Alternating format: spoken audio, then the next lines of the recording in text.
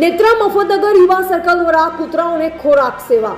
માનવ સેવા સાથોસાથ પ્રાણી સેવા ક્ષેત્રે પણ નેત્રા મફતનગર યુવા સર્કલ દ્વારા અનોખી પહેલ કરવામાં આવી છે. સંસ્થાના યુવાઓએ મળી ગામમાં ભટકતા અને ઘર વિહોણા કૂતરાઓને નિયમિત રીતે ખોરાક આપવાની સેવા શરૂ કરી છે.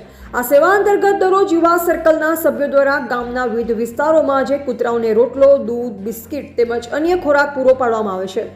ગરમી, વરસાદ કે પછી શિયાળાની ઋતુ દરેક સમયમાં સેવા સતત ચાલુ રહે તે માટે યુવા સર્કલના સભ્યો કટિબદ્ધ છે.